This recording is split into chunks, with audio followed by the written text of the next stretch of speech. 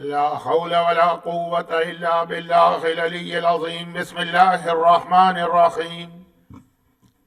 الحمد لله رب العالمين، والصلاة والسلام على سيد المرسلين أبي القاسم محمد. اللهم صل على محمد وآل محمد وآله الطيبين الطاهرين، سيما على الإمام المنتظر أجل اللهم له الفرج. ولعنة الله على أعدائهم أجمعين من الأزل إلى الأبد. أما بعد، فقد قال الله عز وجل في كتابه الكريم: بسم الله الرحمن الرحيم. وتزودوا فإن خير الزاد التقوى واتقون يا أولي الألباب. وقال: ولو أنهم إذ ظلموا أنفسهم جاءوك فاستغفروا الله واستغفر لهم الرسول لوجدوا الله توابا رحيما. صلوات. اللهم صل على محمد وآل محمد. العصر اسلامک سینٹر میلبرن میں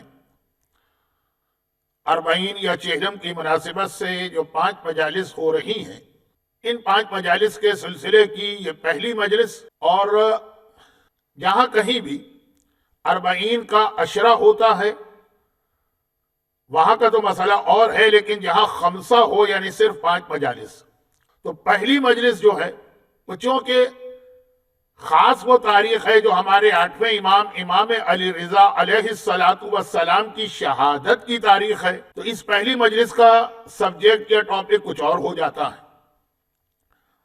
اور پھر آخری مجلس چونکہ یوزولی ڈے ٹائم پر ہوتی ہے اور ورکنگ ڈے بھی ہوتا ہے، نماز مغرب سے پہلے بات مکمل کرنا ہوتی ہے، تو وہ بہت ہی مختصر، بلکہ سمجھیے کہ خالی مصائب ہی کا بیان ہوتا ہے۔ تو یہ 3 مجالس بچتی ہیں جس میں جو بھی ہمارے ذہن میں سبجیکٹ ہوگا اس پر گفتگو کی جائے گی۔ 8ویں امام کی شہادت کے حوالے سے ہر سال مجھے یہ جملہ کہنا پڑتا ہے کہ 8ویں امام کی شہادت کی 3 الگ الگ تاریخیں کتابوں میں بھی لکھی ہیں، اور ہمارے یہاں انڈیا اور پاکستان کے اندر یعنی سب کانٹیننٹ میں رائج بھی ہیں۔ ڈیٹس تو اور بہت ساری ہیں، لیکن جو رائج بھی ہیں عمل بھی ہوتا ہے۔ 23rd آف ذی قعدہ، 17th آف سفر اور 29th آف سفر، کیونکہ خود مشہد مقدس میں جہاں 8ویں امام کا روضہ ہے وہاں پہ شہادت کی تاریخ 29th آف سفر ہے، تو آج کل یہ 29th آف سفر کی ڈیٹ بھی ہمارے کیلنڈر میں آ گئی، ورنہ پہلے عموماً یا 23rd آف ذی قعدہ یا 17th سفر۔ تو یہاں پر مجلس کے اختتام پر تابوت ہوگا، اس لیے جہاں اختتام مجلس میں تابوت ہو وہاں آخر میں دعا کا وقت نہیں ہوتا ہے۔ آغاز میں ہی میں دعا کر لیتا ہوں کہ خدا بندہ ہمارے 8ویں امام کا واسطہ ان کے تمام چاہنے والوں کو، لیکن خاص طور پر جو لوگ اس مجلس اعزا کو سن رہے ہیں، دنیا اور آخرت کی ہر پریشانی سے محفوظ فرما اور ان کی تمام حاجتیں پوری کر دے۔ اور جو 8ویں امام نے سب سے زیادہ جس چیز پہ زور دیا امام زمانہ کی، تو ہمیں امام زمانہ کی تیاری کا موقع بھی عطا فرما اور بعد ظہور امام کی فوج کا سپاہی بننے کی توفیق عطا فرما۔ اچھا، اب آج کی مجلس کے 2 حصے، اگر میں یہ دونوں پارٹ آپ تک پہنچا سکا، ہو سکتا ہے کہ جو پارٹ 1 ہے وہ اس میں بہت ٹائم لگ جائے تو کچھ باتیں رہ جائیں گی، لیکن ویسے ابھی تک 2 چیزیں ہیں، پارٹ 1 اینڈ پارٹ 2۔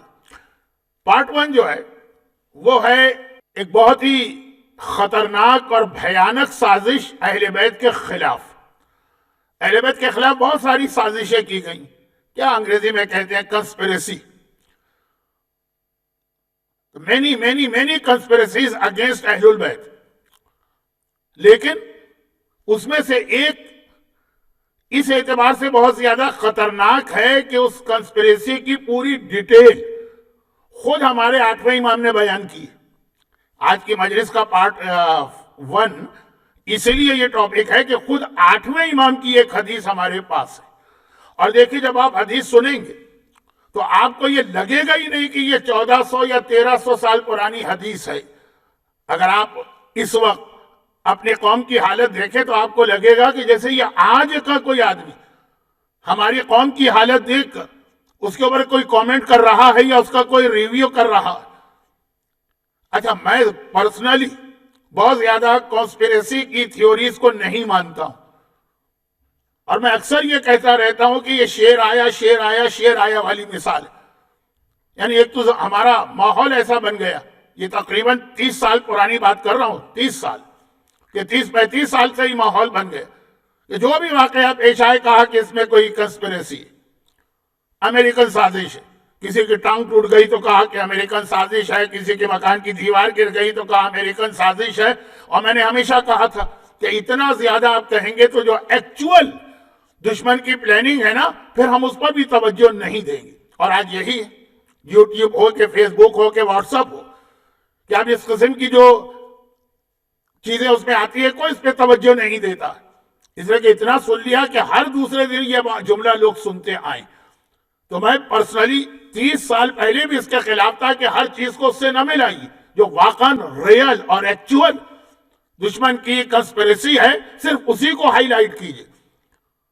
اور آج بھی میں یہی کہہ رہا ہوں، کیونکہ 30 سال پہلے تو نہ یوٹیوب نام کی کوئی چیز دنیا میں تھی، نہ واٹس ایپ نام کی کوئی چیز دنیا میں تھی، نہ فیس بک نام کی کوئی چیز دنیا میں تھی. اور آج یہ چیزیں ہر گھر میں ہیں، تو ہر ایک پہ نہیں. لیکن اب جو میں کہنے جا رہا ہوں بہت ہی سیریس ہو کے کہہ رہا ہوں کہ واقعاً ایکچول یہ ایک ایسی کنسپیریسی جسے 1300 سال پہلے اپنے زمانے میں امام نے بیان کیا. بہت ڈیٹیل حدیث ہے، اسی لیے میں ڈر رہا ہوں کہ شاید بات کو پورا نہ کر پاؤں، لیکن تھوڑا سا پھر میں حدیث کو مختصر کروں گا. اور دیکھیے ایک میری ہیبٹ نہیں، ڈسپائٹ دیٹ میں اپنے ہاتھ میں کتاب لے کے بیٹھا ہوں، اس کے پیجز، اور اسی میں سے یہ پڑھ رہا ہوں. یہ کتاب ہے شیخ صدوق علیہ الرحمہ کی اخبار عیون الرضا، جس میں 8ویں امام رضا کی مختلف حدیثیں جمع کی گئی. اور جو اس کا لیٹسٹ ایڈیشن ایران سے چھپا، اس کے آخر میں جس نے اس پہ نوٹس لکھے ہیں، بہت بڑے عالم، انہوں نے لکھا ہے کہ یہ والی حدیث کا ایک حصہ طبری نے بشارت المصطفیٰ نامی کتاب میں بھی نقل کیا ہے. اس کے علاوہ تحف العقول کے اندر بھی یہ حدیث ہے. کلینی نے کافی کی جلد 6 میں بھی اس کو لکھا ہے، اور علامہ مجلسی نے بحار الانوار کی volume 2 and volume 26 and volume 39، اتنی ساری کتابوں میں یہ حدیث آئی ہے. لیکن اہم ترین جو اصل کتاب ہے جہاں سے یہ حدیث چلی ہے وہ ہے اخبار عیون الرضا شیخ صدوق.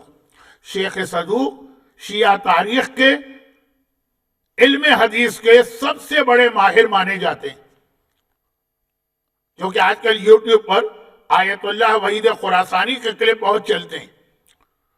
تو جب کبھی وہ شیخ صدوق کا تذکرہ کرتے ہیں تو عام طریقے سے نہیں کرتے. ایک مرجع وقت، مرجع علی قدر کی بات کر رہا ہوں، راس المحدثین، رئیس المحدثین، یہ کہہ کر، یہ ٹائٹل دے کر پھر شیخ صدوق کی کوئی بات بیان کرتے ہیں، وہ نقل کرتے ہیں، خود لکھتے ہیں. اچھا، یہ کتاب اخبار عیون الرضا، اس کی 2 والیوم ہے، تو یہ والیوم نمبر 1 کی حدیث کا نمبر ہے 274.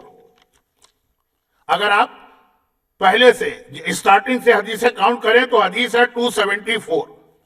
پھر اس میں چیپٹرز ہیں. چیپٹر 28 کی یہ حدیث نمبر 63. اچھا، اس کتاب کا اردو ٹرانسلیشن بھی ہو چکا ہے، چنانچہ وہ اردو والا ٹرانسلیشن بھی میرے ہاتھ میں ہے، جس کی ہیڈنگ انہوں نے ڈالی ہے مقام علی.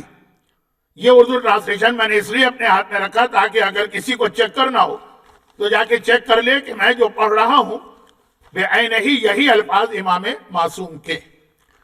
یہ عربی اور وہ اردو دونوں انٹرنیٹ پر بھی PDF فارمیٹ میں موجود ہیں. شیخ صدوق کہتے ہیں کہ حدثنا ابی، مجھ سے میرے باپ نے کہا. شیخ صدوق کے باپ محمد ابن باویہ شیخ صدوق ہیں. شیخ صدوق محمد ہیں، ان کے والد علی، محمد ابن علی ابن باویہ. ان کے والد خود ایک بہت بڑے مجتہد تھے، ان کے ہاں اولاد نہیں تھی. امام زمانہ سے ملاقات کی تھی یا امام کے نام خط بھجوایا تھا.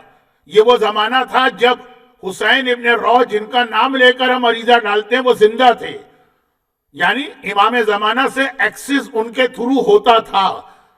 آج تو ہم سمندر میں یا پانی میں عریضہ ڈالتے ہیں، اس وقت وہی حسین ابن رو خود تھے۔ شیخ صدوق کے والد نے ان کے تھرو امام زمانہ تک اپنی ریکویسٹ پہنچائی کہ میں لا ولد ہوں، میری اولاد نہیں۔ امام نے کہا کہ ہم نے تمہیں دو بیٹے عطا کی، اللہ سے دعا کی ہے تمہیں 2 بیٹے ملیں گے، ان میں سے ایک یہ شیخ صدوق۔ اور جب یہ جوان ہوئے تو خود ان سے امام زمانہ نے ملاقات کی تھی اور کہا تھا کہ تمہیں معلوم ہے تم ہماری دعا کے نتیجے میں پیدا ہوئے ہو، تو ان کو تو معلوم تھا۔ کہا کہ ہاں مولا معلوم ہے، تو کہا تمہاری ایک ڈیوٹی ہے کہ آج کل لوگ ہمارے بارے میں بہت سارے ڈاؤٹس کریٹ کر رہے ہیں، چنانچہ ہمارے اوپر ہمارے وجود کی ہم ہیں ایگزسٹنس آف امام زمانہ، اس پر ایک کتاب لکھو۔ باقاعدہ امام نے ان کو آرڈر دیا یہ یاد دلا کر کہ ہماری دعا کے نتیجے میں تم پیدا ہوئے ہو۔ اور شیخ صدوق نے وہ کتاب لکھی اکمال الدین و اتمام النعمہ، جو پوری امام زمانہ کے ٹاپک پر ہے، وہ بھی اردو کے اندر ٹرانسلیٹ ہو چکی ہے۔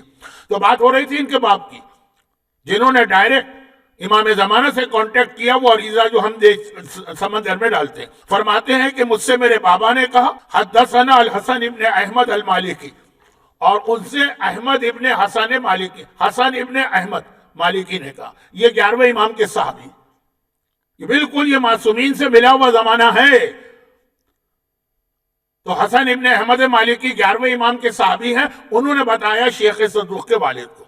عن ابی ہے، حسن مالکی نے اپنے باپ سے نقل کیا جو 10ویں امام کے صحابی، اور انہوں نے نقل کیا ہے ابراہیم ابن ابی محمود۔ بس صرف 3 راوی ہیں اس حدیث میں۔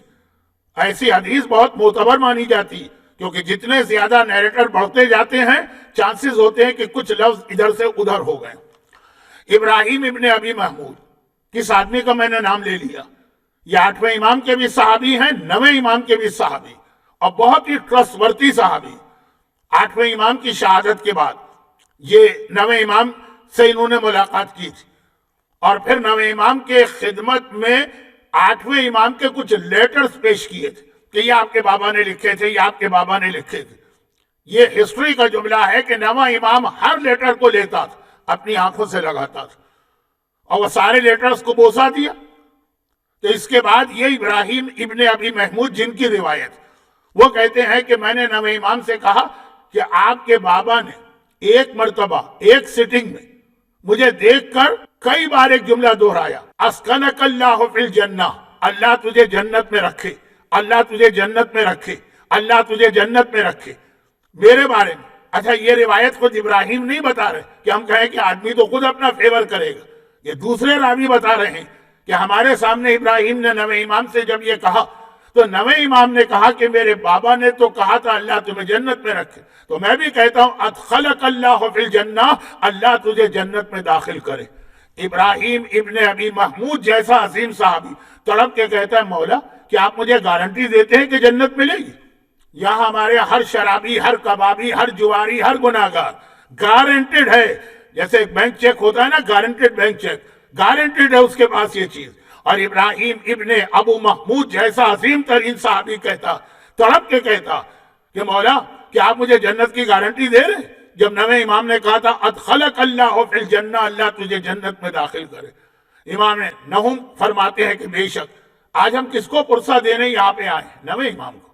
وہ 9واں امام کہتا ہے کہ بے شک میں تجھے یہ گارنٹی دیتا ہوں، یہ جملہ ہے، یہ قدموں پہ گرے اور 9ویں امام کے پیروں کو بوسا دیا۔ مگر وہ 9ویں امام سے ان کی ملاقات ہے جو شاید صرف ایک دفعہ ہوئی۔ 8ویں امام کے جو ریگولر وزیٹر تھے اور ان کے پاس بیٹھ کے حدیثیں سنتے تھے، ان میں سے ایک حدیث ہی ہے۔ حدیث بہت لمبی ہے، ٹائم بہت کم ہے، میں جلدی جلدی پڑھ رہا ہوں۔ اچھا اب حدیث بھی دیکھی، حدیث اسی انداز کی ہے جس انداز کی ہمارے یہاں آج کل ایک حدیث بہت مشہور ہو گئی، حدیث سلسلۃ الذہب۔ ایک حدیث ہے نا ہمارے یہاں، گولڈن چین آف نیریٹرز، لیکن وہ خالی وہی ایک حدیث نہیں ہے، اس طرح کے نیریشن کئی حدیثوں میں جن میں کیے بھی۔ کون سی حدیث ہے یہ؟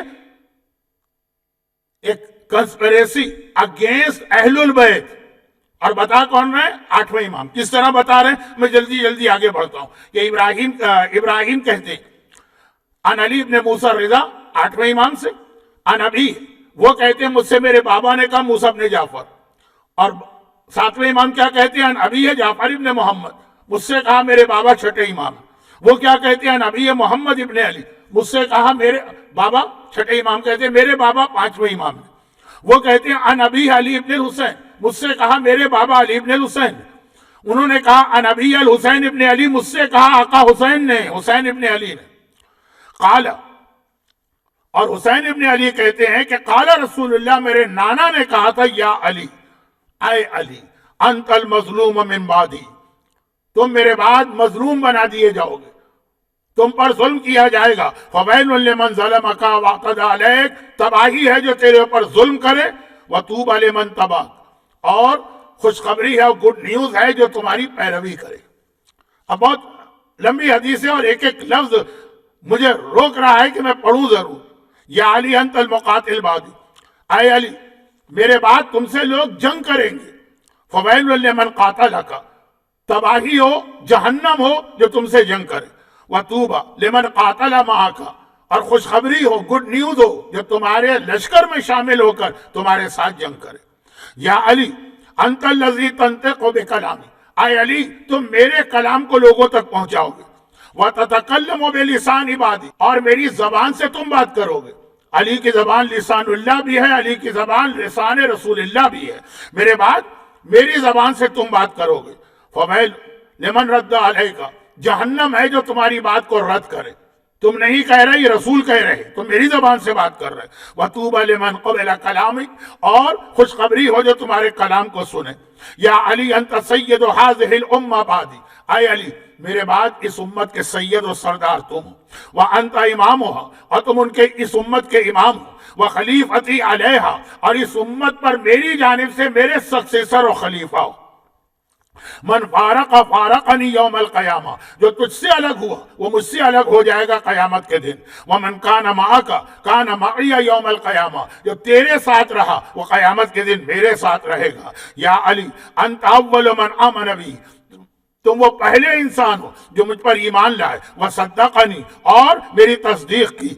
वह अंत अव्वल मन आआननी, और तुम पहले इंसान हो जिसने मेरी मदद की और मुआविनत की। वह जाहदा मआ अदुवी, और मेरे साथ मिलकर मेरे दुश्मन के खिलाफ जिहाद किया। वह अंत अव्वल मन सल्ला मई, तुम पहले हो जिसने मेरे साथ नमाज पढ़ी।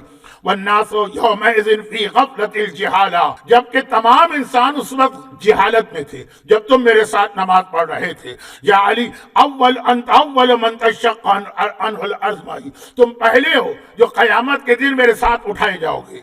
और वह अंत अव्वल मन युबअसु मई, तुम पहले इंसान हो जो मैदान में मेरे साथ होगे क़यामत के। वह अंत अव्वल मन यजूज़ अस्सिरात मई, तुम पहले हो जो मेरे साथ पुले सिरात को क्रॉस करोगे।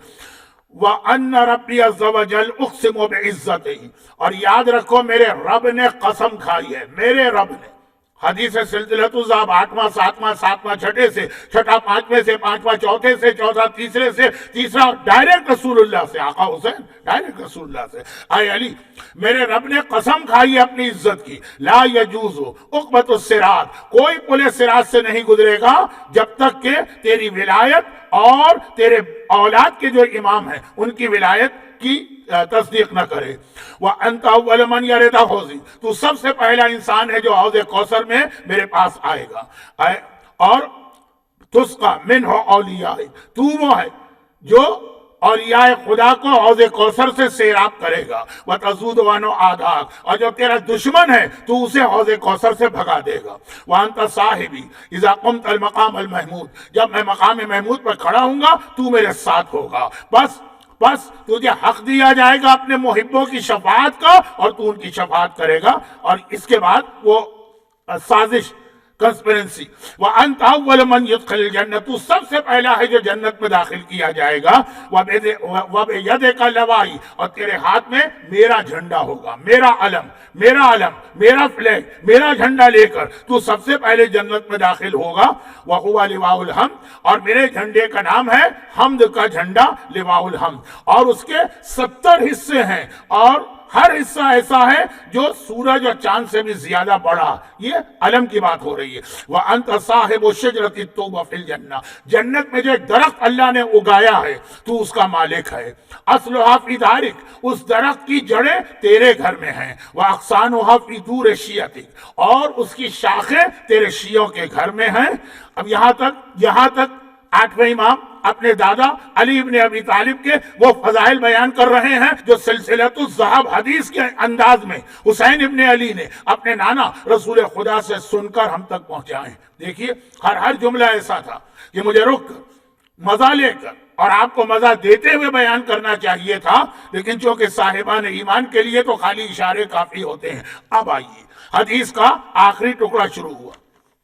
قال ابراہیم ابن ابی محمود, وہ ابراہیم جن کا میں نے شروع میں انٹروڈکشن کرا دیا, وہ کہتے ہیں جب یہاں تک حدیث پہنچی فقلت الرضا علیہ السلام, میں نے آٹھویں امام سے کہا یبن رسول اللہ, اے فرزند رسول, ان عندنا اخبارا فی فضائل امیر المومنین, ہم لوگوں کے پاس, ہم شیعوں کے پاس, ہم جو آپ کے صحابی ہیں, ہم جو آپ کے شاگرد ہیں, ہمارے پاس امیر المومنین کے فضائل کی بہت سی حدیثیں, اخباراً فی فضائل امیر المومنین وفضلکم اہل البیت, اور آپ اہل بیت کی فضیلت کی حدیثیں. لیکن یہ جو ہمارے پاس بہت ساری حدیثیں, توجہ سے سنیے گا, ویسے میری عادت تو ہے نہیں ہے ایک جملہ کہنے کی, لیکن یہاں پہ کہہ رہا ہوں, توجہ سے سنیے گا. ہمارے پاس بہت سی حدیثیں ہیں آپ کے فضائل کی اور مولا کے فضائل کی.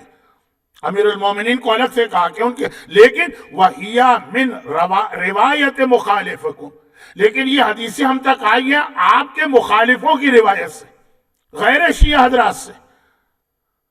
لیکن وَلَا نَعْرِفْ مِثْلُهَا عِنْدَكُمْ, آپ سے ہم کو یہ حدیثیں نہیں ملی. پوتے سے اپنے دادا علی کے بارے میں وہ حدیثیں ہم کو نہیں ملی. فضائل کی بات ہو رہی ہے, کوئی تاریخی مسئلے ہوتے, کوئی فقہی مسائل ہوتے, الگ بات تھی. فضائل علی کی جو حدیثیں دشمن یعنی آپ کا مخالف ہم کو دے رہا ہے, یہ فضائل علی کی حدیثیں تو آپ بھی ہم کو نہیں دے رہے. اتنی عجیب حدیث ہے. آٹھواں امام جس کی شہادت کو منانے کے لیے ہم یہاں بیٹھے, جن کے نام سے حدیث سلسلۃ الذہب ہر مومن کو یاد ہے, زندگی میں ہی نہیں مرنے کے بعد کفن میں بھی لکھواتا, وہ آٹھویں امام سے کہا جا رہا ہے مولا اتنی حدیثیں آپ ہم کو بتاتے ہیں, لیکن علی کے فضائل کی جو حدیث آپ کا مخالف ہمیں دے رہا وہ آپ ہمیں نہیں دیتے. فقال, اب سنیے, یبن ابی محمود, آٹھویں امام نے کہا اے ابو محمود کے بیٹے, لقد اخبرنی, ایک حدیث بیان کی کہ سنو, یہ حدیث بھی بہت اہم ہے لیکن ٹائم نہیں ہے, ذرا سا. میرے جد رسول اللہ نے کہا آدمی جس کی بات سنتا ہے اس کا بندہ اور غلام بن جاتا, یعنی اگر ہمارے دشمن کی بات سنو گے تو اس کے غلام بن جاؤ گے. پھر اس کے بعد ثم قال الرضا, پھر امام رضا نے کہا بہت مختصر, لیکن اب دیکھیں کنسپریسی ہے کہ نہیں. اور اب جو جملے آئیں گے کہ آپ کو لگ رہا ہے 1300 سال پہلے کے ہیں کہ آج کے. امام فرماتے ہیں یبن ابی محمود انا مخالفینا, اے ابو محمود کے بیٹے, ہمارے مخالفوں نے وضعوا اخبارا, بہت سی جھوٹی حدیثیں بنائی ہیں. ہم بھی سنتے آئے, لیکن کیا سنتے آئے؟ جھوٹی حدیثیں مولا کے اگینسٹ بنائی, مولا کے خلاف بنائی, مولا کی دشمنی میں بنائی. آٹھواں امام کہتا ہے وضعوا اخبارا فی فضائلنا, ہمارے دشمنوں نے جھوٹی حدیثیں بنائی ہیں ہمارے فضائل میں. دشمن فضائل علی میں جھوٹی حدیثیں بنا رہا. وَجَعَلُوهَا عَلَىٰ أَقْسَامِ ثَلَاثَةٍ, اور پھر ان حدیثوں کی 3 کیٹیگری دشمن نے کر دی. تینوں کام دشمن کر رہا. أَحَدُهَا الْغُلُو, ہمارے دشمن نے جھوٹی حدیثیں ہمارے فضائل میں بنائی ہیں غلو والی. وَثَانِيهَا التَّقْصِيرُ, اور اسی دشمن نے جھوٹی حدیثیں بنائی ہیں تقصیر میں, یعنی ہمارے رتبے کو کم کرنے والی. وَثَالِثُهَا, اور اسی بہت توجہ سے جو لوگ بھی ہوں گے جنہیں چنے, وَثَالِثُهَا, اور ہمارے دشمنوں نے تیسری کیٹیگری بنائی حدیثوں کی. حدیثیں रसूल अल्लाह के नाम से, बे मसालिब आदाएना, हमारे दुश्मनों की बुराई पर। दुश्मनाने अहले बैत की बात है, 8वां इमाम कह रहा है कि हमारे दुश्मनों की बुराई। अभी बुराई को जरा समझा रहे, अब बता रहे हैं 8वां इमाम। देखिए ये है वो कंस्पिरेसी।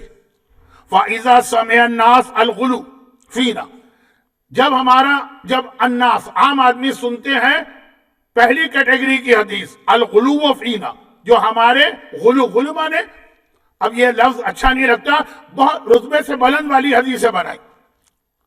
कफरुशियतुना, वो ये हदीसें इसलिए बनाई है, दुश्मनों ने बनाई है, ताकि जब ये हदीसें फैले तो आम लोग हमारे शियों को काफिर कहें कि ये तो अली को ऐसा मानते हैं। वह नसबूहुम, ये भी इमाम ने कहा, इलल कौल बिरुबूबियतिना, वो हमारे शियों को काफिर करार दे। क्या कहें? काफिर, काफिर, शिया काफिर। और उन शियों को ये कहें कि ये तो अली को रब मानते हैं। वह नसबू इलल कौल बिरुबूबियतिना, उर्दू तर्जुमा हो चुका है, आप जाइए गूगल के ऊपर, अखबार अय्युन रजा PDF फॉर्मेट में भी मौजूद है, हदीस नंबर 274। इमाम फरमाते हैं कि झूठी हदीसें इसलिए बनाई ताकि इसके बहाने से हमारे शियों को काफिर कहा जाए और यह कहा जाए कि शिया तो अहले बैत को रब मानते हैं। अब यहां पे रोक के एक बात करूं, ये इंटरनेट पर भी आपको कई क्लिप मिलेंगे। हमारे बाद उलमा हैं, और में से तो हर एक आलिम भी नहीं है, क्या कहेंगे, स्पीकर हैं, खतीब हैं, और वो मेंबर पे खुली जंग छेड़ देते हैं और नाम ले ले के ऐसी बातें कहते हैं। पहले फजाइल के हवाले से ऐसी बातें कहते हैं।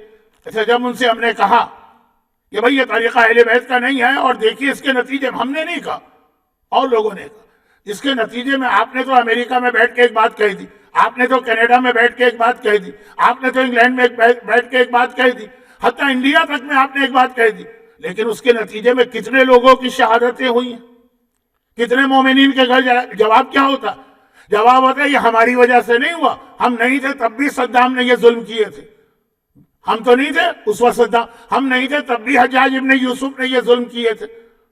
और फिर वो मजाक उड़ाने के लिए, खुदा की कसम मैं उस वक्त पैदा नहीं हुआ था जब मुतवक्किल ने हाथ पांव काटे थे। कहा वो तो है दुश्मन, वो तो करेंगे जुल्म, वो हमारी वजह से कोई थोड़ी कर रहे हैं। याद रखिए ये पूरी तारीख इस्लाम है, वक्त नहीं है मेरे पास, कभी और बयान करूंगा। इस्लामी दुनिया में बदतरीन दुश्मन है अहले बैत को भी, जब तक कि ये डेमोक्रेसी वगैरह टाइप की चीज नहीं है, बदतरीन दुश्मन है अहले बैत को भी।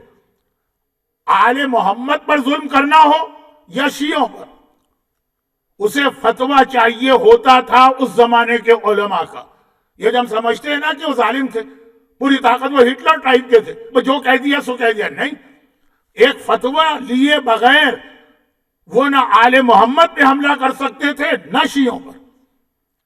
हत्ता करबला जैसा यजीद और इब्ने जियाद जैसा जालिम काजी शुरैह से फतवा लिया कि नहीं लिया, और खाली उससे नहीं लिया, कूफे के सारे उलमा से।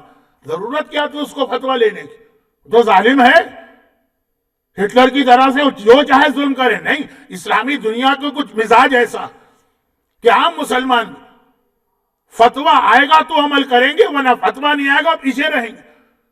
मुतवक्किल अब्बासी ने फतवा लिया, यजीद ने फतवा, यजीद जैसा आदमी, इब्ने जियाद जैसा आदमी।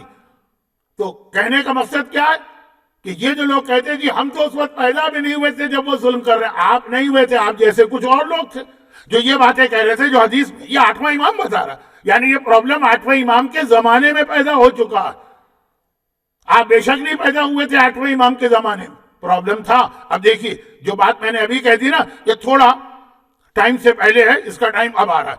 इमाम फरमाते हैं गुलू वाली हदीसें भी हमारा दुश्मन बनाता है, हमारे दरमियान फेंक देता है वो हदीसें, तो हम ये समझते हैं कि जो मौला के फजाइल है दुश्मन मान रहा है। उसका मकसद है ताकि हमको काफिर डिक्लेयर किया जाए और ये कहा जाए कि शिया व नसबूहुम, निस्बत देता है शियों की तरफ, इलल कौल बिरुबूबियतिना, कि ये लोग तो आले मोहम्मद को रब मानते हैं। और फिर कुछ हदीसें बनाई है उसने हमारी दुश्मनी में, हमारे रुतबे को कम करने के लिए। वो क्यों? वह इजा समाउत तक़सीम, वो इसलिए बनाई है کہ جب وہ فضائل رتبے سے کم والی حدیث لوگ سنے اعتقدوا فینا، ہمارے شیعہ وہی اعتقاد رکھنے لگے، وہ بھی غلط ہے، نعوذ باللہ۔ ٹائم نہیں، ایک مثال پاکستان کے مومنین کو دے دو۔ برادران اہل سنت کی تقریباً مشہور تفاسیر میں لکھا ہے کہ نعوذ باللہ نعوذ باللہ نعوذ باللہ، مولا کائنات نے ایک دفعہ شراب پی کے نماز پڑھائی تو قرآن کی آیت نازل ہو، یہ حدیث بنائی گئی۔ ہاں کہا ٹھیک ہے، پھر وہ علی بھی دوسروں کی طرح تھے، اسلام لانے سے پہلے علی بھی گناہ کرتے تھے۔ اب دیکھیں ایک ہی وہ حدیثیں تھی، ایک یہ تھی کہ کچھ لوگ اس پر یقین کر لیں گے۔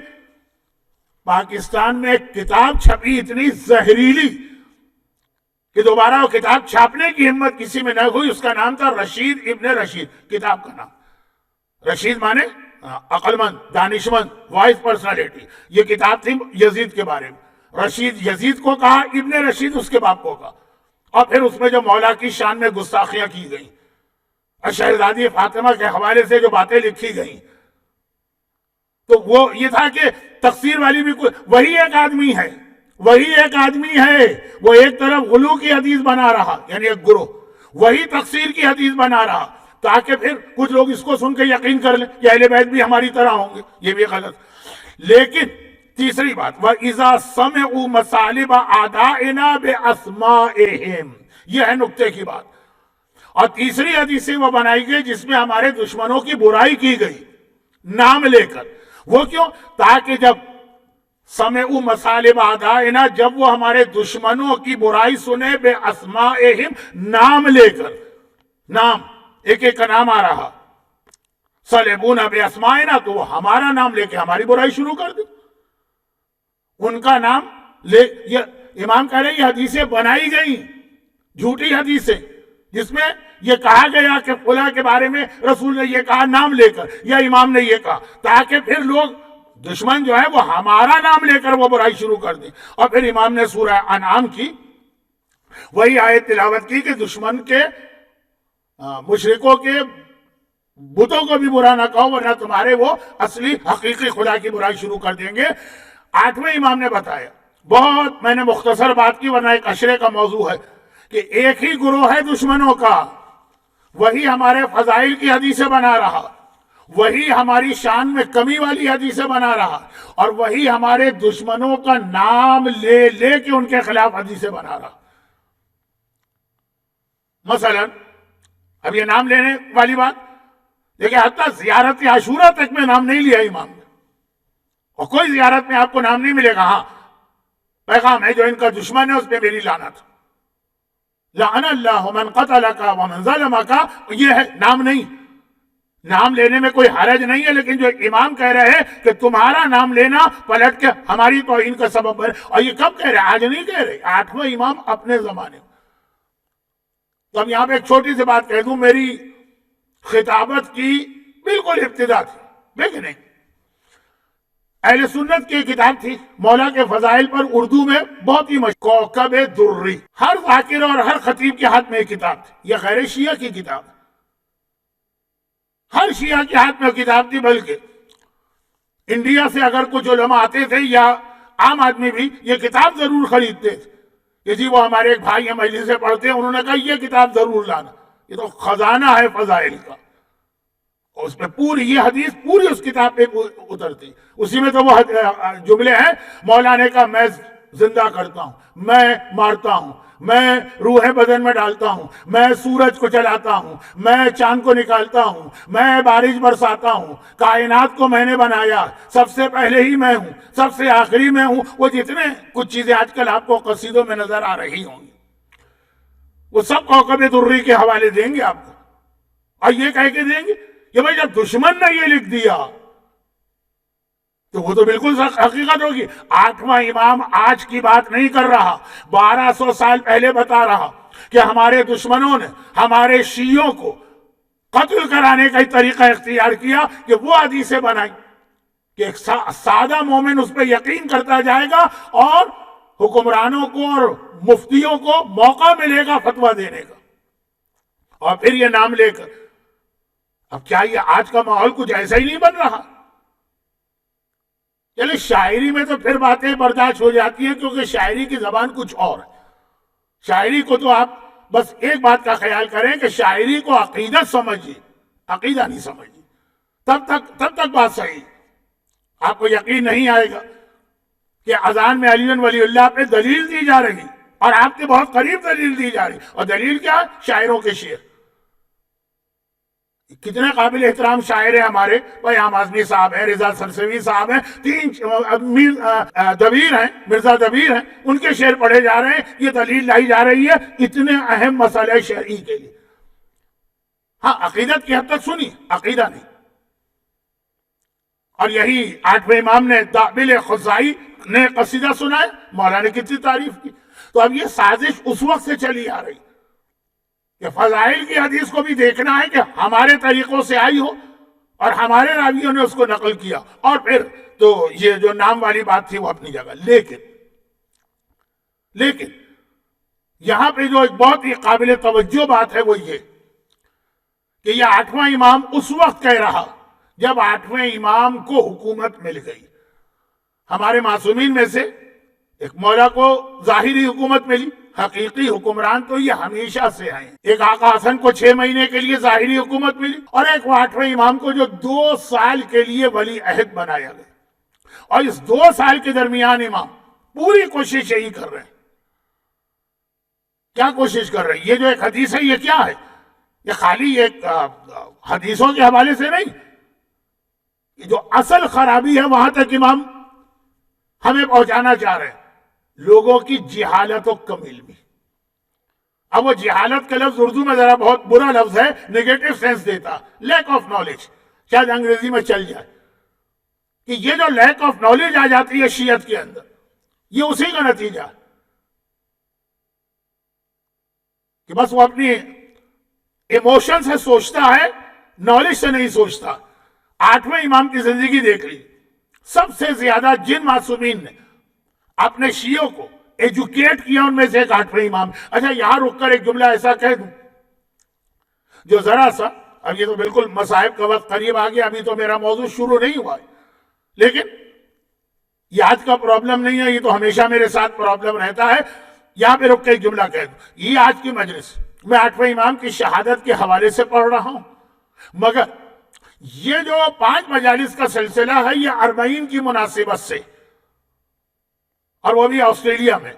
آسٹریلیا میں ذرا لوگ مجلسیں کم سن، باقی دنیا میں عشرہ زینبیہ چل رہا ہوگا، پوری 10 مجلسیں، لیکن وہ عشرہ 40 ہو کہ خمسہ 40 ہو، یہ آخری مجلس اس کی ہوتی ہے 40۔ 40 کس چیز کا نام ہے؟ 40 زیارت کا نام۔ ہر مومن کو یاد ہے زبانی کہ مومن کی 5 نشانیاں بتائی گئی ہیں، ان میں سے ایک 40 کی زیارت۔ چنانچہ 40 کی مجلس میں مسائل بھی وہی پڑھے جاتے ہیں کہ پہلا زائر جابر اور ان کے مسائل۔ تو یہ سلسلہ 40 کی وجہ سے 40 کی پیک ہے زیارت، اور زیارت کے حوالے سے بات تھی کہ 40 کی زیارت جسے نشانی بتایا گیا مومن کی، اس کے بالکل شروع میں ایک جملہ ہے۔ جب آپ 40 کے دن، 4 دن کے بعد تو 40 ہے، وہ زیارت پڑھیے گا، توجہ دیجیے گا بالکل شروع میں، جس میں آپ کہتے ہیں اے اللہ میں گواہی دیتا ہوں آقا حسین سیدن من السادہ وقادۃ من القادہ آتیتہ مواریث الانبیاء، تو نے انہیں تمام انبیاء کی میراث دی۔ زیارت وارثہ میں آپ نے 5 گزشتہ اور ایک پیغمبر، 6 نبیوں کا وارث حسین کو اعلان کیا، وارث آدم، وارث نوح، وارث ابراہیم، وارث موسیٰ۔ زیارت 40 میں 6 نہیں ہے، آتیتہ مواریث الانبیاء، 1,24,000 انبیاء کے وارث حسین۔ اس کے بعد آپ کہتے ہیں بالکل یہ شروع میں ہے، بذلا مہجتہ، حسین نے اپنی جان قربان کی، کیوں؟ لیستنقذ عبادک من الجہالہ، تاکہ تیرے بندوں کو جہالت سے نکالے۔ یہ جو اگنورنس ہے، یہ جو لیک آف نالج ہے، اس کو ختم کرنے کے لیے کربلا کا جہاد ہوا، اور یہ گواہی دینا مومن کی علامت ہے۔ ساری زیارتوں میں 40 کی زیارت ہے جسے مومن کی علامت کہا گیا۔ حسین کے جہاد کا مقصد یہ بتانا کہ لوگوں کو ایجوکیٹ کیا جائے، پورے جہاد حسین جو اختتام کو پہنچے گا 40 کے دن، اور یہی 8ویں امام کی زندگی۔ مگر یہاں پہ صرف ایک احتیاط کے ساتھ امام نے جو بتایا، ایک احتیاط کے ساتھ، علم بغیر تقوی کے بیکار، علم کے ساتھ تقوی بھی ہونا چاہیے. اسی لیے ہمارے یہاں معصوم کے لیے علم بھی شرط ہے, عصمت بھی شرط ہے. اب یہ 8ویں امام کی زندگی وقت نہیں ہے اور باتیں بہت دماغ میں گھوم رہی ہیں. ایک طرف شیعوں کو علم کے اعتبار سے اتنا ایجوکیٹ کر رہے ہیں کہ یہ جو اخبار عیون و رضا ہے نا, یہ 1000 پیج کی ایک کتاب ہے اور تقریباً پوری کتاب 8ویں امام کی حدیثیں ہیں. 1000 پیج اردو ترجمہ ہے, آپ دیکھ لیجئے جا کے, انٹرنیٹ پہ چیک کر لیجئے. کہیں اور نہ ملے تو زیارت آن لائن بکس کے اوپر کلک کریں گے, ساری کتابیں آ جائیں گی. خیر, تو یہ 1000 پیجز کی ایک کتاب, ایسی تو پتہ نہیں کتنی کتابیں ہیں, کیونکہ یہ اردو میں ہے تو اس لیے میں اس کو بار بار کہہ رہا ہوں. یہ ایجوکیٹ کر رہا ہے, لیکن ساتھ میں تقوی, کردار کی پاکیزگی وہ بھی ضروری ہے. چنانچہ ہمارے پاس اس سلسلے میں وہ اصول آتا ہے جو ہم بھول جاتے ہیں. خیر, اب یہاں ویسٹرن کنٹریز میں آج کل اویئرنیس بہت بڑھ گئی. اب لوگوں کے ذہن میں مسئلہ تو ہے, پرابلم تو ہے, سلوشن ابھی بھی ان کی سمجھ میں نہیں آ رہا. آسٹریلیا اس اعتبار سے خوش قسمت ہے کہ یہاں پہ سارا امیگریشن ابھی ہوا, ہارڈلی ایک جنریشن, وہ بھی شاید ابھی وہی چل رہی ہے چند لوگوں کو چھوڑ کر. مجھے کتنے 20-21 سال ہوئے ہیں آسٹریلیا میں, اس وقت کتنے تھے, 25 فیملیز تھی. تو اب اس سے بھی کم, یعنی سارے جو نیو امیگرینٹ, تو ابھی وہی پرانی نسل پاکستان اور انڈیا والی. ویسٹرن کنٹریز کے باقی علاقوں میں تو 50 سال سے لوگ, 60 سال سے, کئی جنریشن گزر گئے. معاملہ ان کے ہاتھ سے نکل گیا. ابھی آپ کے ہاتھ میں وہ کیا ہے؟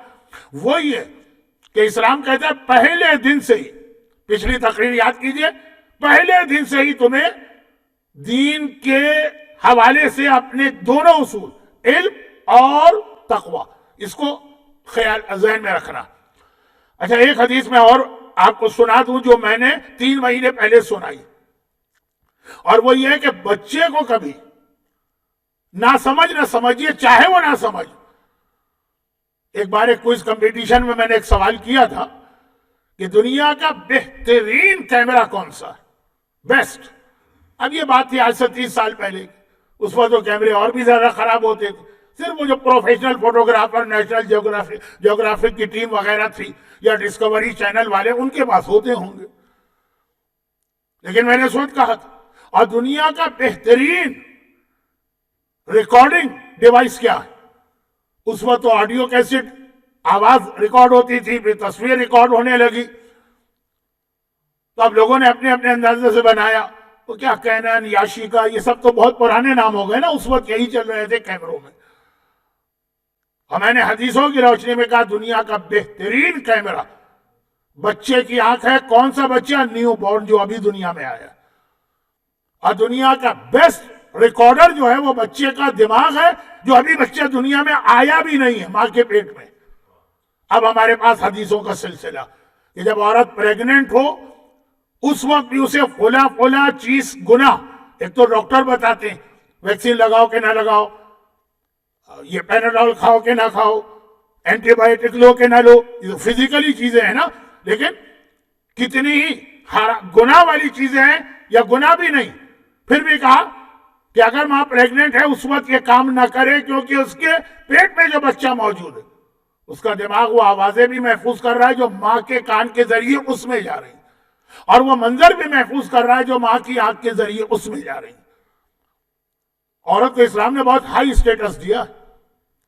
مردوں سے اسلام نے اسپیشل ریکمنڈیشن دیا ہے کہ اپنی بیوی کی عزت کرو. عزت ایک لفظ ہے, تو خیر بہت سے لوگ تو بغیر اسلام کا حکم مانے ہوئے ہی آلریڈی عزت کر رہے ہیں, لیکن بہت سے لوگ اتنی فاؤل لینگویج استعمال کرتے ہیں. یہ ہماری بیوی, وہ بیوی ہے, کنیز نہیں. اچھا میں کہاں چلا گیا, پھسل کے کہیں گیا نہیں. ہاں یہ اگلی مجلسوں میں آئے گا, لیکن میں کہہ رہا ہوں کہ اگر اس کی وجہ سے وہ عورت ٹینشن, اور کون عورت ٹینشن میں نہیں آئے گی جس کو اس کا شوہر اندھی ہو, بہری ہو, سنتی نہیں ہو, دیکھتی نہیں ہو, دیکھ کے نہیں چلتی ہو, فلاں اس انداز سے بات کرے گا, کون سی عورت ٹینشن میں نہیں آئی؟ بہت صابر ہے, کچھ کہے گی نہیں. یہ سارے اثرات اس بچے میں جائیں گے.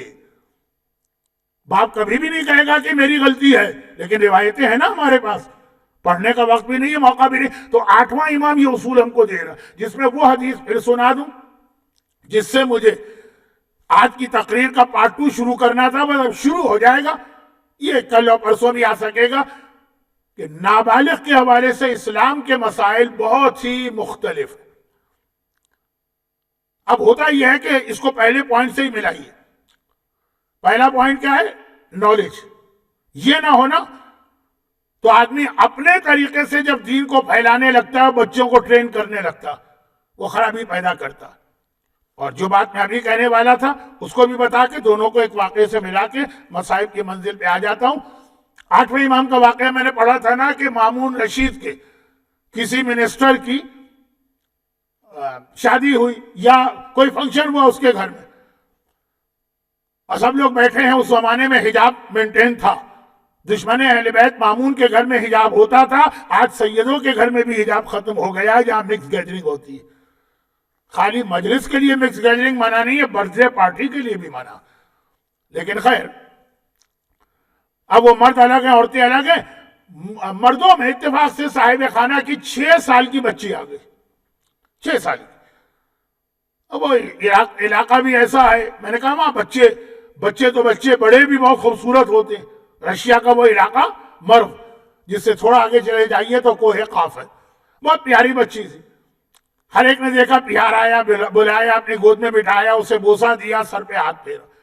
8ویں امام تک وہ بچی آئی، اور امام نے منع کر دی اور کہا جب بچی کی عمر 6 سال کی ہو جائے تو باپ بھی اسے گود میں بٹھا کے بوسہ نہ دے، ایک ڈسٹینس رکھے۔ اچھا، پہلے یہ چیز کہی جاتی ہے، ابھی بھی اگر میں پاکستان میں کہوں تو لوگ مذاق اڑائیں گے کہ جی آپ بچوں کا بچپنا بھی چھین رہے ہیں، بچوں کی معصومیت بھی چھین رہے ہیں۔ لیکن میں نے پہلے بھی کہا تھا اور آج بھی اس کو دوہرا رہا ہوں کہ جتنے بھی ایسے کیس ہو رہے ہیں، بچوں کے ساتھ جو ابیوز ہو رہا، وہ سارا اسٹارٹ یہاں سے ہوتا ہے کہ جب آپ کسی بچے کے لیے جائز کر دیتے ہیں کہ کوئی اس کے جسم کو چھوئے، چاہے وہ بہت چھوٹا بچہ کیوں نہ ہو۔ میرے تو آنکھوں دیکھی بات ہے، میں ٹریول کر رہا تھا میلبورن سے سڈنی، اس زمانے کی بات ہے جب سڈنی میں کچھ لوگ میری مجلس سن لیتے تھے۔ تو خیر، جب میں جا رہا تھا، کوئی 15 سال سے تو نہیں گیا میں سڈنی، کینٹس کا پلین تھا، اٹھا دیا اس نے اس آدمی کو، سیٹ پہ بیٹھا تھا، اس کے برابر کی سیٹ ایک مائنر یعنی بچے کی تھی، وہ ونڈو سیٹ پہ تھا۔ ونڈو سیٹ آسانی سے کوئی نہیں چھوڑتا، اس کا پیمنٹ بھی کرنا پڑتا، وہ پیمنٹ بھی کیا ہوا تھا، لیکن وہ ایئر ہوسٹس نے آ کے اٹھا دیا کہ نہیں، یہ لا کے خلاف ہے ایئر لائن کے کہ کسی مائنر کے ساتھ کوئی بڑا آدمی نہیں بیٹھ سکتا۔ پھر اس نے تھوڑا آرگومنٹ کیا کہ وہ فلاں بھی تو بیٹھا ہوا ہے، کہا وہ عورت کے ساتھ بیٹھا ہے، تو عورتیں بھی تو کم نہیں ہوتی ہیں یہاں کی، لیکن وہ تو میری آنکھوں کی بات، وہ آرگومنٹ کرتا رہا لیکن اس کو نہیں بیٹھنے دی۔ یہی چیز جب میں پاکستان میں پڑھتا تھا کہ چھوٹے بچوں کو سر پہ ہاتھ پھیرنا اور بوسہ دینا اور ٹچ کرنا، یہ سلسلہ نہ رکھے، لوگ مذاق اڑاتے تھے، مولانا آپ کہاں 1400 سال پہلے کے کنویں میں بیٹھے، بچوں کی معصومیت چھین رہے ہو، یا 21 سینچری میں ایئر لائن میں میری آنکھوں کی دیکھی بات۔ اور جب پیمنٹ اس نے کیا، اس نے کہا مجھے ملے گا، کہا وہ بھی نہیں ملے گا، یہ نان ریفنڈیبل ہوتا، آپریشنل ریزن سے اگر ہم سیٹ چینج کر دیں کچھ نہیں ملتا۔ خیر، تو بات تو کہیں سے کہیں جاری، کہنے کا مقصد ہے کہ قانون جو اسلام کے ہیں آج سب کی سمجھ میں آ رہے ہیں، اور جتنے بھی بچوں کے ساتھ ابیوز ہوتا ہے 95% ان کے بہت ہی کلوز فیملی والے وہی حرکتیں کرتے ہیں۔ 8ویں امام نے یہیں سے روک دی، اور پھر یہاں سے ایک چیپٹر ہمارے یہاں کھولا، نابالغ۔ اب دیکھیں بعض چیزیں بہت اچھی لگتی، نابالغ اذان دے رہا بہت اچھا لگتا، مگر کیا ایسا تو نہیں ہے کہ آپ پورے نمازیوں کی اذان ضائع کر رہے ہیں؟ کیا نابالغ کو اذان دینے کی اجازت ہے؟ مسئلہ شرعی، نابالغ، اس کا مال۔ اب یہ کہ یہاں ایک سسٹم ہے، آسٹریلیا میں ہے، اسکولوں میں ہوگا، بچوں سے کہا جاتا ہے جاؤ چاکلیٹیں بیچ کے آؤ اور فنڈ جمع کرو، مگر کیا اسلام میں اس کی اجازت ہے؟ ارے ہمارے سینٹرز میں سلسلہ شروع ہوا جو مجھے کہنا پڑا کہ غلط ہے، نابالغ بچے جو ہیں وہ ڈونیشن لے رہے ہیں، وہ پروگرام کر رہے ہیں۔ یہ چھوٹی چھوٹی باتیں نہیں، یہ بہت بڑی باتیں۔ 8ویں امام کے ایک صحابی کا چھوٹا واقعہ سن لیں تاکہ کم وقت میں 8ویں امام ہی کے حالات۔ صفوان ابن یحییٰ کوفی، یہ کون ہے؟ یہ 8ویں امام کے صحابی۔ کیسے صحابی؟ ایسے صحابی ہیں جیسے رسول اللہ کے سلمان تھے، بہت ہی ان کا ہائی اسٹیٹس ہے.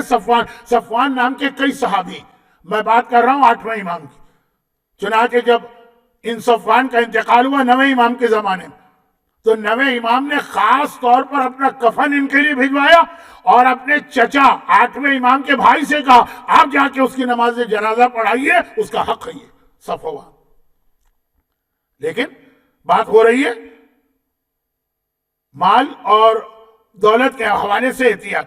صفوان، یہ واقعہ آپ نے مقدس اردبیلی کا سنا ہوگا، میں نے بہت پڑھا ہے. وہ لوگوں نے اعتراض کر لیا کہ یہ کیسے ہو سکتا، تو میں نے کہا آج مقدس اردبیلی کی بات نہیں کروں گا، وہ مرجع ہیں. ہمارے اخباری لوگ تو کسی مرجع کو مانتے ہی نہیں، امام کو تو مانتے ہیں نا. 8واں امام کا ٹرینڈ صحابی صفوان مدینے میں رہتے ہیں، کسی کام سے کوفے جا رہے تھے، تو چنانچہ انہوں نے اونٹ کرائے پہ لی. اونٹ کرائے پہ لے کے نکلے، ان کے پڑوسی نے روک دیا، کہا صفوان وہاں جا رہے ہو، 2 دینار 2 کوائنز، دینار کا ایک کوائن ہوتا ہے، یہ لے جاؤ، وہاں پہ میرا فلاں بھائی رہتا ہے، میں اس کو یہ گفٹ کرنا چاہتا ہوں. صفوان نے منع کر دیا، کہا کہ جس اونٹ کو میں نے کرائے پہ لیا، مالک سے ایگریمنٹ میں یہ طے نہیں ہوا تھا کہ میں یہ اس کا وزن بھی اس کے اونٹ پہ رکھوں گا. جتنا میں نے پیمنٹ کیا اس کے اعتبار سے یا تو مالک سے اجازت مجھے مل جائے.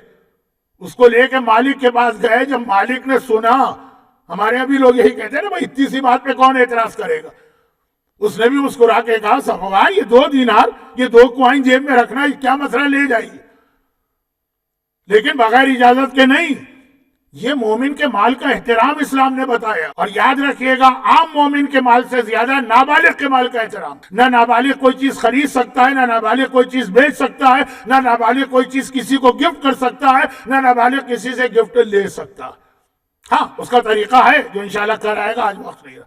لیکن مسئلہ کیا، مسئلہ ہے کہ ابھی سے ٹرین کرو تو جا کے پھر ویسا مومن بنے گا جیسا 8واں امام دیکھنا چاہتے ہیں. جو 8واں امام اتنا سخت ہے کہ مامون رشید کو غلطی کرتے دیکھا. ہمارے یہاں یہ اکثر ہوتا ہے نا، بس یہ میں مسائل پہ آ گیا اس جملے سے. ہمارے یہاں یہ اکثر ہوتا ہے نا کہ اگر کسی نے آپ کو کوئی فیور کیا، اس کی خرابی پہ آپ کبھی نہیں بولیں گے. فیور کر رہا ہے نا. مثلا اگر میں کسی کی وجہ سے آسٹریلیا میں آیا، فرض کیجیے، اب وہ اگر کوئی گناہ کرے کہ میں چپ رہوں گا، بھائی اس کا احسان ہے، اس نے مجھے آسٹریلیا میں بلوا لیا. یا کبھی کوئی پریشانی میں تھا، کسی نے مدد کر دی، اب وہ سیٹ صاحب جو ہیں انہوں نے کوئی گناہ کیا، چپ رہنا پڑتا. مامون رشید عباسی نے 8ویں امام کو مدینے سے بولا کہ ظاہری اعتبار سے اتنی عزت دی، پھر آخر میں زہر دے کے شہید کیوں کی؟ ریزن بہت ہے، ایک تو نہیں ہے، لیکن ون آف دا ریزن یہ کہ وہ سمجھ رہا تھا کہ میں غلطیاں کروں گا تو میں نے تو ان کو اتنا ہائی سٹیٹس دیا ہے، خاموش رہیں گے. امام بولتے ہیں اور پبلک میں بولتے ہیں. ہمارے یہاں تو بڑے بڑے اپنے آپ کو عالم سمجھنے والے بھی منبر پہ جا کے غصے میں آگ بگولے ہو جاتے ہیں، ہماری غلطی کیوں بتائی گئی. اخلاق ہونا چاہیے، تو پہلے 8ویں امام کو اخلاق سکھاؤ جا کے. نعوذ باللہ من ذالک. مامون رشید غلط وضو کر رہا ہے، امام نے ٹوک دیا. آپ یہاں وضو خانے میں کسی کو ٹوک کے دیکھ لیجئے، ٹوک دیا. وہ حاکم وقت ہے، معمولی آدمی نہیں ہے، سب سے بڑی اسلامی دنیا کا مالک، اس سے بڑی حکومت پھر شاید کبھی نہیں ہوئی. ٹوک دیا، غلط وضو ہے، تیرا رب اس وضو سے راضی نہیں، تو شرک کر رہا ہے. مثلا وہ امام نے شرک کا لفظ تو نہیں کہا، آیت وہ پڑھی، لا تشرک بعبادت ربہ احدا، اپنے رب کی عبادت میں شریک نہ کر. وہ ایک چور آیا دربار اور اس کا ہاتھ کٹنے کے لیے سارے مسائل پورے ہو گئے، لیکن اس نے کہا اگر میرا ہاتھ کاٹنا ہے تو مامون اپنا بھی ہاتھ کاٹ، تو بھی تو چور ہے. میں نے ایک آدمی کا مال چرایا، تو نے سارے مسلمانوں کا مال چرایا. 8ویں امام نے کہا چور، یہ صحیح کہہ رہا ہے، یہ صحیح کہہ رہا ہے. کسی جماعت کے پریزیڈنٹ کے آپ بارے میں جملہ کہہ دیجئے، ذرا دیکھیے تو یہ جو مزاج دشمنان اہل بیت کا ہے، وہ 8ویں امام کے چاہنے والوں کا کیسے بنا؟ مامون گھبرا گیا. میں تو ان کو لے کر آیا تھا تاکہ یہ ان کی وجہ سے مجھے ہیلپ ہوگی، ان کے شیعہ بھی میرے ساتھ مل جائیں گے، میری حکومت اور طاقتور ہوگی. مگر یہ تو مجھے کو سب کے سامنے ہے، جو اس کے دل کی بات ہے وہ کہہ رہا ہوں کہ مجھے کو سب کے سامنے ذلیل کر رہے ہیں. ہر چیز پہ مجھے ٹوک رہے ہیں، یہ تو میرے لیے ایک لائبلٹی بن گئے، نعوذ باللہ۔ چنانچہ ایک روایت کے مطابق آج کی رات تھی، یہ رات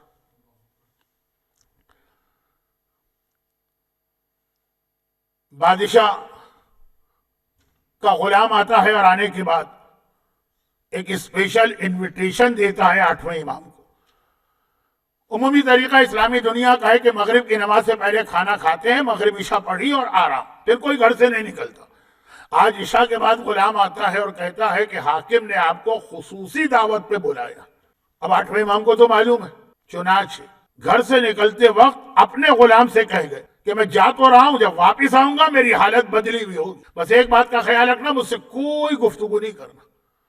میں اپنے حجرے میں جاؤں گا، حجرے کا دروازہ بند ہو جائے گا، حجرے میں داخل ہونے کی کوشش بھی نہیں کرنا، اور جب دروازہ حجرے کا کھل جائے گا میرا تیار جنازہ رکھا ہوگا، نہ غسل کی ضرورت پڑے گی کہ کوئی اور دے، نہ کفن پہنانے کی ضرورت پڑے گی، خالی حاکم کو اطلاع دے دینا۔ یہ جملے، یہ نصیحتیں، یہ وصیتیں بتا رہی کہ 8واں امام جانتا ہے۔ چنانچہ گئے، وہاں مامون دسترخوان بچھا کے بیٹھا، آئیے آئیے فرزند رسول، میں تو آپ کا انتظار کر رہا تھا۔ انگور، نئی فصل آئی ہے، اس موسم کا پہلا انگور آیا اور بہت ہی لذیذ ہے۔ میرے دل نے کہا کہ میں اس کو اکیلے استعمال نہیں کروں گا، آپ پہلے نوش کریں گے پھر میں۔ یہ جو حد سے زیادہ محبت ظاہر کی جاتی ہے نا، مومنین کو اچھی طرح پتا، یہ آپ کا انتظار کر رہے ہیں۔ امام اس کے ساتھ بیٹھ گئے، تش رکھا، لیکن امام نے ایک جملہ کہا، جنت کے انگور اس سے بھی زیادہ لذیذ ہے۔ کہا یہ آپ نے کیا کہہ دیا، جملہ تو کورا ہے، تو چلیں پہلے میں انگور کھاتا ہوں۔ آدھے انگور زہر والے تھے، آدھے بغیر زہر کے تھے، پلیٹ رکھی اس طرح گئی تھی کہ جو صاف انگور ہیں وہ مامون کے سامنے ہیں، زہر والے سامنے۔ مامون نے ایک ایک کر کے انگور کے کچھ دانے کھائے، کہ مولا اب تو آپ کو اطمینان ہو گیا نا کہ انگور بالکل ٹھیک۔ امام جانتے ہیں کہ کس طرح سوئی کے ذریعے سے ان انگوروں میں زہر شامل کیا گیا ہے، لیکن بہرحال اس وقت حکم خدا یہی تھا، امام نے ہاتھ آگے بڑھا اور وہی جملہ کہا جو کربلا میں آقا حسین نے اصغر کی چھوٹی سی میت کو اٹھا کے کہا تھا، رضن بقضائک و تسلیما لامرک، اے خدا جو تو نے فیصلہ کیا میں اس کے آگے سر جھکاتا ہوں اور تیرے حکم کو مانتا ہوں۔ یہ کہہ کہ چند دانے نوش فرمائے، کھڑے ہو گئے۔ ہارون نے کہا کہ مولا آپ کہاں جا رہے ہیں، ابھی بیٹھے، ابھی تو باتیں ہوں گی۔ میرا 8واں امام کہہ رہا ہے میں وہیں جا رہا ہوں جہاں تو مجھے بھیجنا چاہتا، اور یہ کہہ کہ مامون کے محل سے نکلے، برابر میں تو ہی دیوار، برابر تو 8واں امام کا گھر ہے۔ گھر میں داخل ہوئے، غلام کہتا ابو سلط کہ میں نے دیکھا کہ امام بڑی عجیب حالت میں آ رہے ہیں، پورا چہرہ زرد پڑ چکا ہے، خالی محل سے یہاں آنے میں زہر نے وہ اثر کر لیا جو 3 دن کے بعد چوتھے امام کے جسم میں اثر کیا، جو 1 ہفتے کے بعد امام حسن کے جسم میں اثر کیا، یہاں چند دقیقوں کے اندر امام کا سارا جسم، چہرہ زرد ہے، جسم پہ ورم آ گیا ہے، قدم لڑکھڑا رہے ہیں۔ اور پھر امام اپنے حجرے میں داخل ہوئے، ابو سلط کی حالت بگڑ گئی، لیکن چونکہ امام پہلے سے منع کیے ہوئے، چنانچہ خاموش بیٹھا، ایک دم دیکھا کہ حجرے کا دروازہ خود بخود بند ہوا، اور پھر تھوڑی دیر کے بعد اسے حجرے میں سے کچھ آوازیں آنے لگی جیسے پانی گر رہا ہے، برتن کھڑک رہے ہیں، لیکن حکم امام تھا کہ خبردار دروازہ نہ کھولنا، وہ چپ چاپ بیٹھا۔ تھوڑی دیر کے بعد جب یہ آوازیں بند ہوئی تو غلام بے چین ہو کے آگے بڑھا، خود ہی سے دروازہ کھولا تو کیا دیکھا، 8ویں امام کا جنازہ یہ آج کی رات ہے، 16 صفر کا دن ختم ہوا ہے، 17 صفر کی شب آئی ہے، تابوت امام رضا میری آنکھوں کے سامنے ہے، لیکن وہاں غلام کی آنکھوں کے سامنے میرے 8ویں امام کا کفن میں ملبوس جسم ہے۔ البتہ کیا دیکھا کہ امام کے سرہانے کوئی نوجوان بیٹھا ہے، اور اس طرح سے بیٹھا ہے کہ سر پہ امامہ نہیں ہے، بال بکھرے ہوئے ہیں، آنکھوں سے آنسو جاری ہیں، بار بار ہاتھوں سے سر کو پیٹ رہا ہے۔ ایک بار گھبرا کے ابو سل کہتا ہے کہ تو ہے کون جو بند حجرے میں آ گیا؟ روتے روتے چہرہ اٹھایا اور کہا کہ میں تیرے زمانے کا امام ہوں، اسی 8ویں کا بیٹا ہوں، اسی کا یتیم ہوں، میں محمد ابن علی الجواد التقی ہوں۔ بس جیسے ہی دیکھا، جیسے ہی غلام نے دیکھا، تڑپ کے آگے بڑھا، امام نے روک دیا، کہا جا کے مامون کو اطلاع کر دے اور میں جا رہا ہوں۔ چنانچہ جب مامون آیا تو اگلی صبح کو یہ تابوت جو ابھی العصر کے اس امام بارگاہ میں اٹھنے والا ہے بڑی شان سے اٹھا، کیونکہ مامون خود ساتھ چل رہا ہے، سارے وزیر و سفیر ساتھ چل رہے ہیں، اور یہ تابوت چلتا چلتا ٹھیک اس جگہ پہنچا جہاں پہ آج 8ویں امام کی زری ہے۔ اگرچہ مامون نے کوشش کی کہ اپنے باپ کے پائتی دفن کرے، وہ سارا واقعہ آپ کا سنا ہے، اور پھر بڑے احترام کے ساتھ 8ویں امام کو دفن کیا گیا۔ مولا آپ کو زہر تو دیا گیا، مولا آپ کا کلیجہ ٹکڑے ٹکڑے تو ہوا، مولا آپ پہ شہادت کی اذیت و تکلیف تو آئی، لیکن کم سے کم یہ اطمینان تو رہا نا کہ کوئی آپ کو غسل دینے والا ہے، کوئی آپ کو کفن پہنانے والا ہے، کوئی جنازے کو کندھا دینے والا ہے۔ ارے یتیم اور جوان باپ کے سرہانے تو آ گیا، لیکن آئیے پلٹ کے چلے اس کربلا میں جہاں پہ زینب 4 دنوں کے بعد آنے والی ہے۔ جب آئے گی تو بھائی کی قبر دیکھے گی، لیکن جب چلی تھی کربلا سے تو بھائی کے بے گور و کفن لاشے کو جلتی ریتی پہ دیکھا تھا۔ زینب نے بھی دیکھا اور سجاد نے بھی دیکھا۔ ارے وہ امام مظلوم جس کے گلے میں توق ہے، ہاتھوں میں ہتکڑی ہے، پاؤں میں بیڑی ہے، بابا کے جنازے کو اٹھا نہ سکا، غسل نہ دے سکا، کفن نہ پہنا سکا، مگر 11 محرم کا قافلہ چل رہا ہے، 11 محرم کا قافلہ چل رہا ہے۔ زینب نے دیکھا، سجاد کی نگاہ باپ کے بے گور و کفن لاشے پر ہے، سجاد کا سارا بدن کانپ رہا ہے، چہرہ زرد پڑ گیا ہے۔ زینب ڈری، اگر میرا بھتیجا بابا کے لاشے کو اس طرح دیکھتا رہا تو مر نہ جائے۔ زینب نے سجاد کی توجہ ہٹانا چاہی، مگر توجہ کیسے ہٹائے؟ سجاد کی پوری توجہ بابا کے لاشے پر ہے، زینب نے توجہ کیسے ہٹائی؟ وہ چلتا ہوا اونٹ ہے۔ ایک بار علی کی بیٹی نے اپنے آپ کو چلتے اونٹ سے زمین کربلا پہ گرایا۔ آدھا جملہ آج سنیے، 11 محرم کو زینب نے اپنے آپ کو چلتے اونٹ سے زمین کربلا پہ گرایا۔ آدھا جملہ 40 کو سنیے گا کہ جب زینب پلٹ کے کربلا آئی تھی تب بھی اپنے آپ کو چلتے اونٹ سے گرایا تھا۔ زینب نے اپنے آپ کو گرایا، پھوپھی کے گرنے کی آواز آئی، سجاد نے چونک کے ادھر دیکھا، میں نے پڑھا، آپ نے سنا، مگر ایک جملہ امام زمانہ کا ملا لیجئے اور آج کا غم کا بیان مکمل۔ زینب نے اپنے آپ کو چلتے اونٹ سے گرا دیا۔ چلتے اونٹ سے جب انسان بلند جگہ سے گرتا ہے ہاتھوں کو بڑھا کے سہارا لیتا ہے، لیکن ہائے میری شہزادی زینب، امام زمانہ سلام کر رہے، میرا سلام اپنی دادی زینب کو جن کے دونوں ہاتھ ان کی گردن سے بندھے ہیں اور بندھے ہاتھوں کے ساتھ اپنے آپ کو زمین کربلا پہ گرا رہی ہیں۔